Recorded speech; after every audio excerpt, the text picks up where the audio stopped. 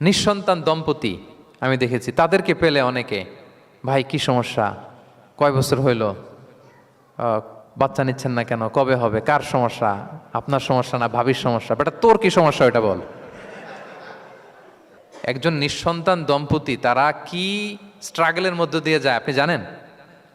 এটা তার জন্য পরীক্ষা। ওই পরীক্ষার মধ্যে আপনি খুঁচিয়ে খুঁচিয়ে, মানে সে kind of his a gynaecologist, সে আপনার ইয়ে করতেছে, ট্রিটমেন্ট দিচ্ছে, ভাই কি হয়েছে, এইটা ওইটা, তাদেরকে বিব্রত করে একটা পরিস্থিতিতে ফেলা, এম্বারাসিং একটা সিচুয়েশনে ফেলা, এটা হারাম।